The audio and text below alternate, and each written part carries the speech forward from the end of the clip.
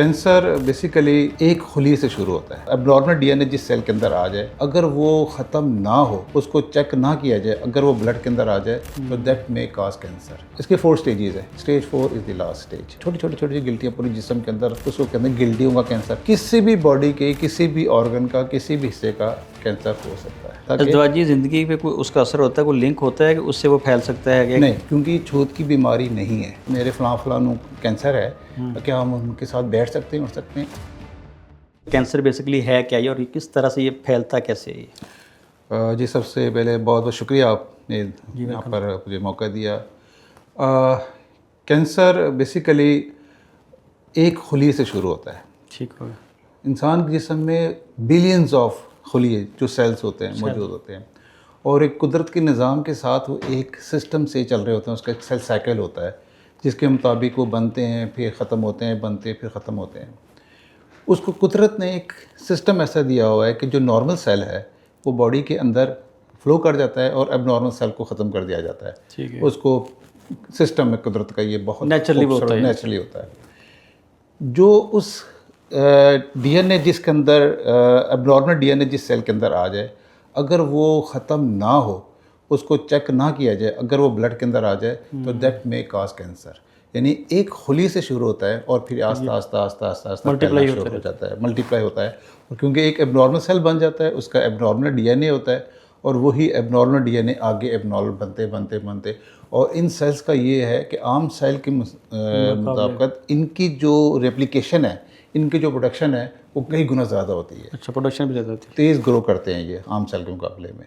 तो that is the main reason कि cancer कैसे शुरू होता है और इसकी क्या वजूहात है। तो ये बेसिकली मल्टीप्लाई होते रहते हैं। ये मल्टीप्लाई आम सेल से बहुत ज़्यादा होते हैं। जिस तरह से नेचुरली वो ख़त्म हो जाते हैं, अगर अबनॉर्मल सेल हो तो ये ख़त्म नहीं होते, ये मल्टीप्लाई होते रहते हैं। और इनकी मल्टीप्लिकेशन के अंदर भी जो सेल बन रहे होते हैं वो भी एबनॉर्मल सेल होते हैं।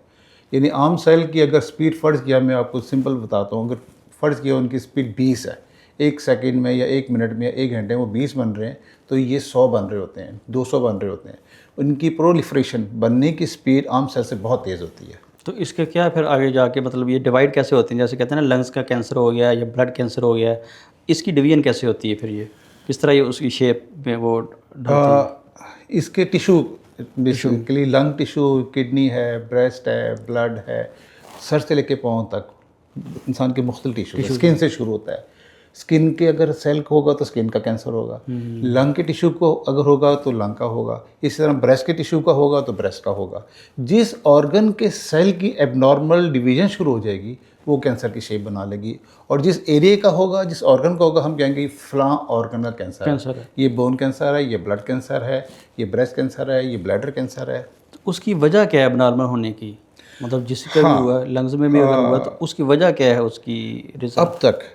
अब तक उसकी वजह जो है ये नहीं डिटेक्ट हो सकी। नहीं हो सकी। कि क्या रीज़न है कि ये सेल जिसने नॉर्मल जाना है ये साइकिल में से अब नॉर्मल क्यों हो जाता है? इसकी कोई रीज़न नहीं, इसकी अभी तक रीज़न डिटेक्ट नहीं हो सकी कि क्या रीज़न है। इस वजह से भी ट्रीटमेंट में भी ज़रा दुश्वारी का सामना करना पड़ता होगा। ट्रीटमेंट के अंदर तो बहुत एडवांसमेंट आ गई है, बहुत ज़्यादा एडवांसमेंट आ गई है।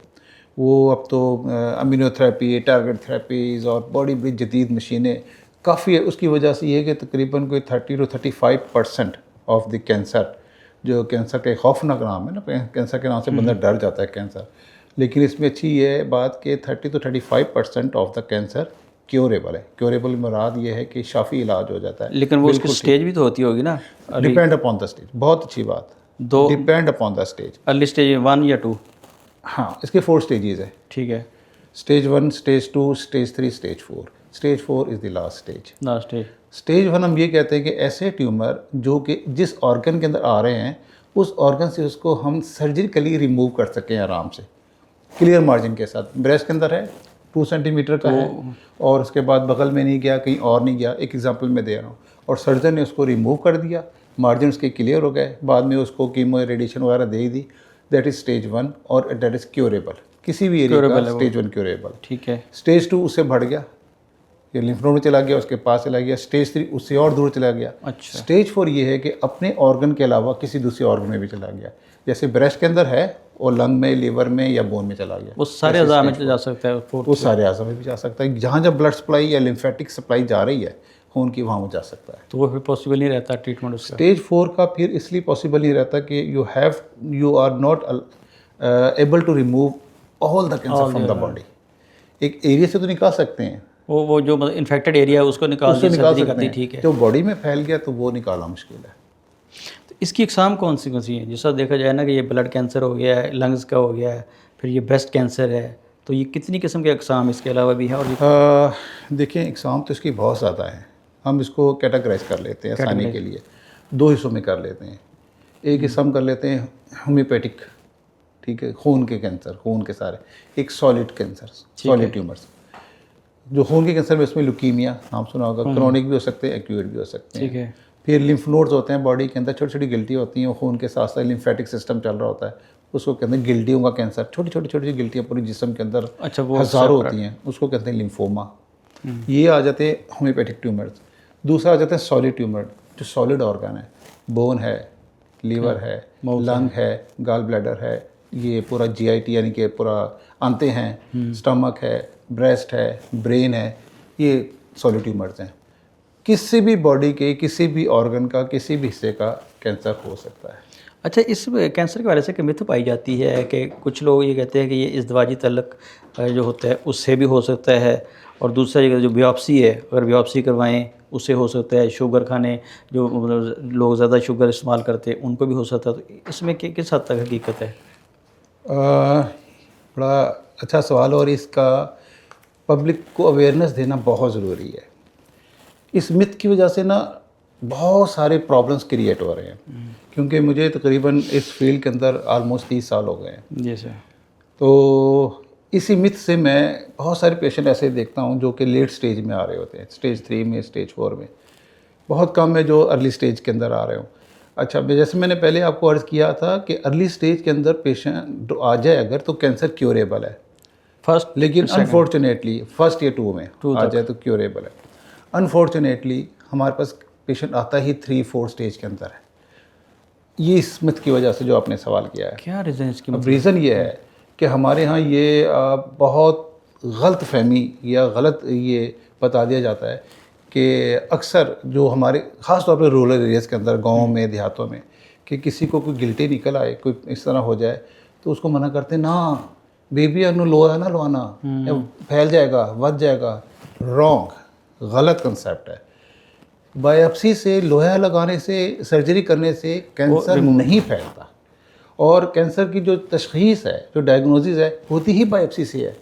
बायोप्सी से देखें, ये वो बाकी टेस्ट नहीं है कि टाइफाइड का हुआ तो ब्लड में से आपने देख ली जरासीम या कोई और इन्फेक्शन। जो सॉलिड की बात की थी उसमें आता है ना, हाँ, सॉलिड जो कैंसर होगा वो उसके लिए बियोप्सी ज़रूरी होगी?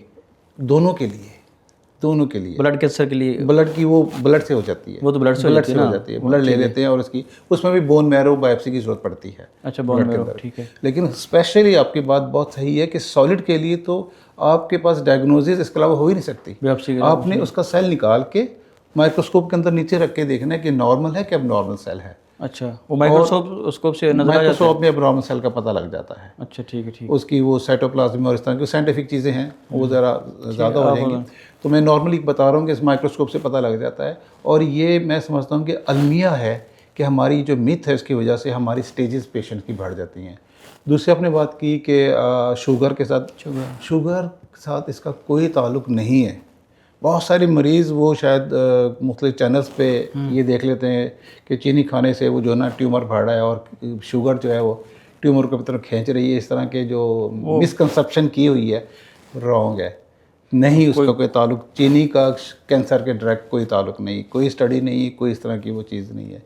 तीसरा आपका सवाल था अज़दवाजी, कि क्या अज़दवाजी, आपका सवाल में था कि अज़दवाजी ज़िंदगी पे कोई उसका असर होता है, कोई लिंक होता है कि उससे वो फैल सकता है कि नहीं, जिस तरह अज़दवाजी ताल्लुकात से इसका फैलने का कोई एविडेंस नहीं है कि अज़दवाजी ताल्लुक, क्योंकि छूत की बीमारी नहीं है, ये ऐसा वायरल नहीं है।